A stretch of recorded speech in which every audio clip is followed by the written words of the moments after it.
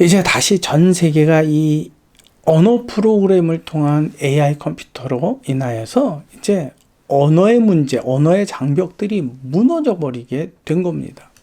그렇게 되면 어떠한 상태로 다시 되돌아가는 거냐면 그리스도 시대에서 다시 바벨탑 시대로 되돌아가는 거예요. 그럼 바벨탑 시대의 가장 두드러진 특징이 뭐냐? 그게 바로 언어 통합이고 언어에 대한 이해력이 충만해지는 시대예요.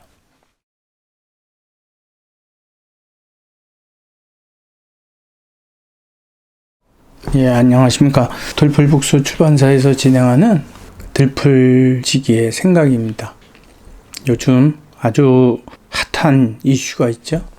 인공지능 컴퓨터에 관한 챗 GTP라고 하는 것입니다. 오늘 같이 생각할 것은요, 챗 GTP와 성령의 방언입니다.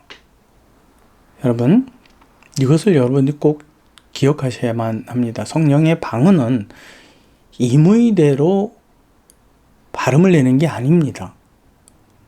그걸 내가 이해한다, 이해하지 못한다라고 결정할 것이 아닙니다. 지금 챗 GTP는 언어 기반입니다. 왜 언어 기반이 지금 이 시대에 등장을 할까? 그렇죠? 뭐 그림도 그리고 미술도 하고 이제 언어도 하고 저는 한 번도 사용해 본 적은 없지만 거기에 대한 여러분들의 그 경고성 메시지를 좀 드리려고 이 시간을 마련을 한 겁니다. 여러분, 저는 이 기독교의 종말을 어떻게 보냐면 아담과 하와가 에덴으로부터 쫓겨났다가 쭉 그 역사와 계보가 이어져서 그리스도의 구원의 완성을 이루어서 다시 되돌아 올라간다라고 저는 이 V자형으로 저는 이해를 합니다. 근데 그 창세기 초반기에 무슨 일이 있었느냐면 쫓겨났어도 그들에게 있어서는 언어 이해 능력이 있었습니다. 언어 이해 능력. 저는 그렇게 봅니다. 그 언어 이해 능력을 가지고서 그들은 바벨탑을 만듭니다. 바벨탑을 만들어서 그 꼭대기가 하늘에 닿자 결국은 하나님에 대한 부정, 하나님에 대한 인정하지 않음입니다. 대적. 그들이 그렇게 할 수 있는 이유가 무엇입니까? 언어가 통했기 때문에 그렇습니다. 즉, 내가 한국말을 하던 또 다른 나라 언어를 하던 듣는 사람은 이게 전부 자기 언어로 다 이해가 되는 겁니다. 그러니까 전혀 문제가 되지 않습니다. 통역기가 있기 때문에. 그게 이해 능력입니다.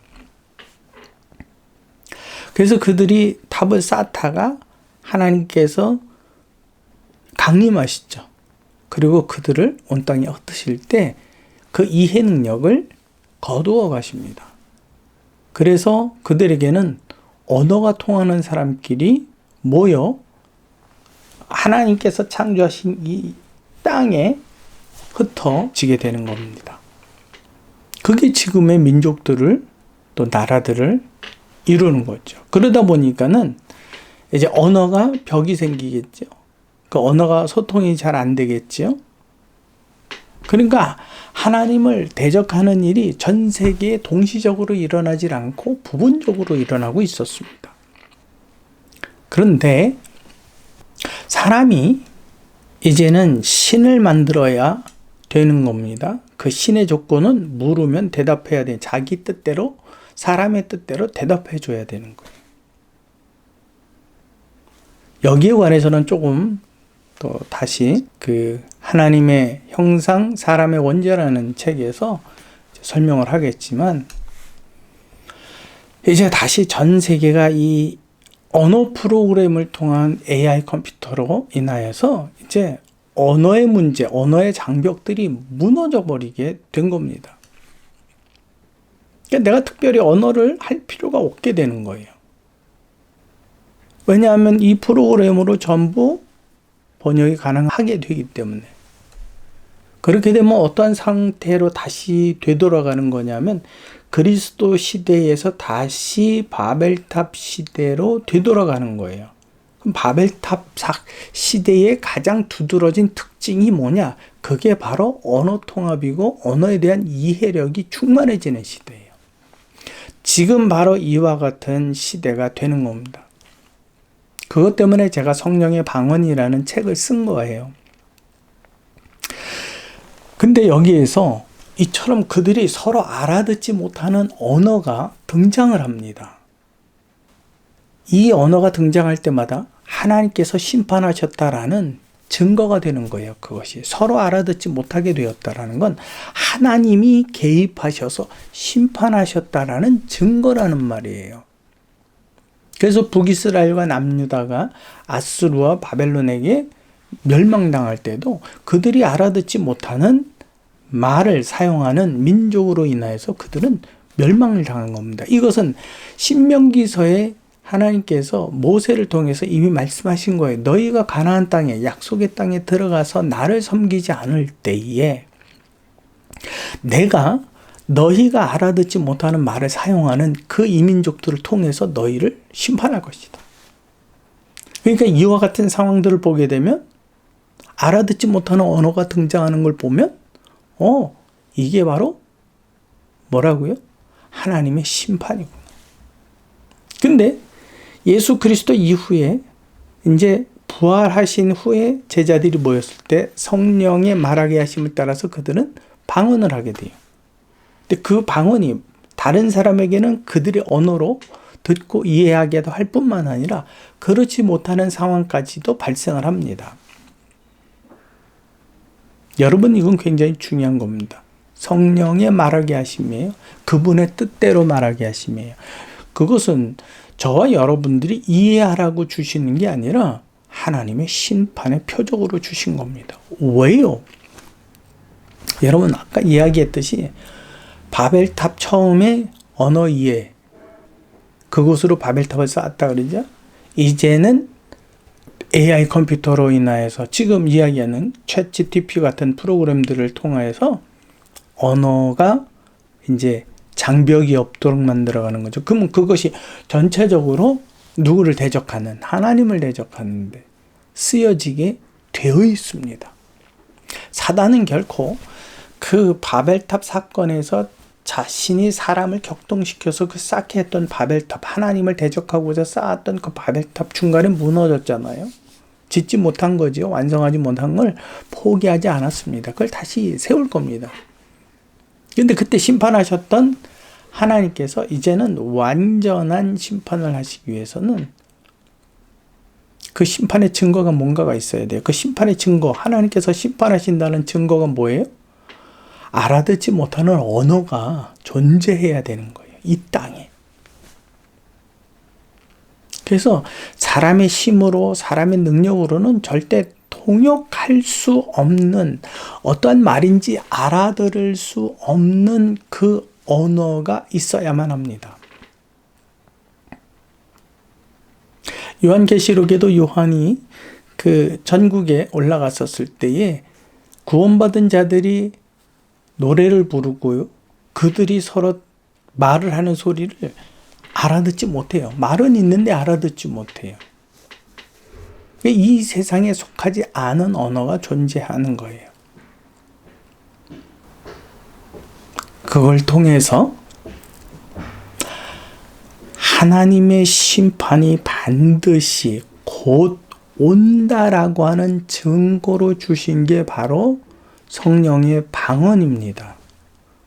그러니까 챗GPT가 등장을 했습니다. 이제 언어 통합이 전 세계적으로 이루어질 날이 이제 얼마 되지 않아요. 요즘 뭐 책 한 권 써내는데도 뭐 몇 초요? 뭐 얼마 안 걸린다고 할 정도로. 그러니까 전 세계 언어가 통합 그 프로그램을 통해서 통합이 되는 날이 이제 머지 않았어요. 그 머지 않은 시간에 하나님의 심판도 있다라는 것을 이 땅에 분명히 증거로 하나님께서는 제시하셔야만 하는 겁니다. 그게 바로 성령의 방언이에요. 그렇기 때문에 성령의 방언은요, 사람이 알아듣게 임하는 게 아니에요. 그걸 뭐 이해하지 못하니까, 뭐 사람의 말 같지 않으니까, 뭐 아니다, 뭐 사탄의 방언이다, 벨소리를 하는데, 그냥 그것에 대해서는 여러분들이 깊이 생각하지 마십시오. 그들의 이야기를 가만히 들어보면요, 근거를 대질 못하는 거예요. 성경적 근거를. 그러니까 여러분들이 이것을 꼭 기억하십시오. 그렇기 때문에 사도 바울이 모든 사람이 나와 같이 방언으로 기도하기를 원하노라, 그렇게 이야기하는 거예요. 그러니까 사실 이 시대가 종말이라고 한다면 이 시대에 누구보다도 그 방언으로 기도하는 사람들이 더 많아져야 돼요. 근데 더 많아지질 않아요. 그 증거들이 점점 감추어져요. 또 하지 못하게 해요. 신앙생활을 하는데 지성으로 하나님을 만나도록 해요. 근데 지성은요, 하나님이 주시는 그 무한한 감동의 언어들을 다 이해하지 못합니다. 하나님을 직접적으로 만나고 그의 강권하심, 즉 성령이 말하게 하심을 따라서 말을 해본 그 경험들 없이 인간의 지식적으로 하나님을 이해하고 만나라고, 그리고 예배하라고 말합니다. 지금의 교회들이 그렇게 흘러가고 있는 거예요. 여러분, 이것은 스스로 자멸하는 행위입니다. 그러니까 여러분, 챗GPT가 나왔다? 성령의 방언에 대해서는 반드시 여러분들이 바른 이해를 가져야만 합니다. 제가 지금 이 시간에 다 풀어내질 못하고 들불의 책 속으로라는 그 채널을 통해서 그 책 소개를, 그 내용들을 훑어갔었는데, 그걸 한번 보시든지 아니면 책을 사서 보십시오.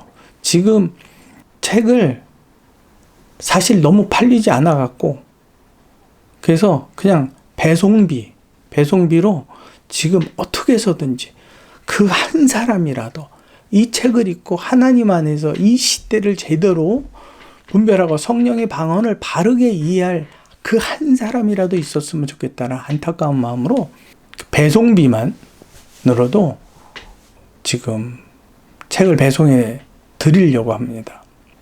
여러분, 너무 안타까워요. 이 시대가 어떤 시대인지 전혀 이해를 못해요. 교회가 건물만 가지면 되는 줄 알아요. 지성적으로 성경을 몇 번 읽은 것을 읽으면 뭐랍니까? 그 의미를 제대로 이해하지 못하고 이 시대를 볼 줄 모르는데요. 무화과 나무를 보면서 시대를 분별하라고 예수께서 말씀하셨는데, 이 시대가 어떤 시대인지 몰라요. 왜 사도들이 그처럼 목숨을 내놓고 급박한 마음으로 전도를 했는지 몰라요. 그냥 교회가 그냥 서서히 성장하고 또 충실한 부동산을 가지고 있으면 그게 교회의 축복인 줄 알아요. 아니에요. 이거는요, 사역자들도 분명히 알아야 하지만 성도들이 먼저 알고 깨어 있어야 돼요. 너무너무 안타깝습니다. 그래서 여러분들 하나님께 기도하십시오.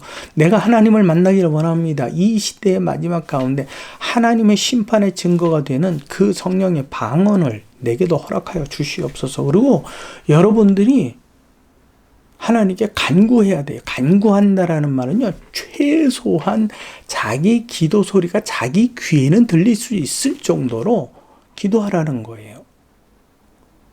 그리고 방언으로 기도하시는 분은요, 쉼 없이 할 수 있는 한 많은 기도의 내용을 여러분들이 이해하고 이해하지 못하고의 문제가 아니라 방언으로 이 땅 가운데 쏟아내십시오.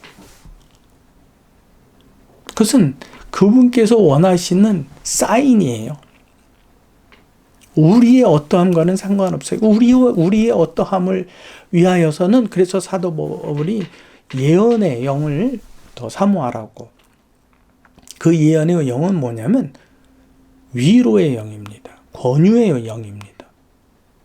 이걸 여러분들이 꼭 잊지 마시고 챗GPT와 성령의 방언에 관한 한 바른 이해와 그것을 통한 바른 현실에 대한 직시, 그리고 하나님의 시간표에 대한 정확한 이해가 있기를 진심으로 소망합니다. 수고하셨습니다.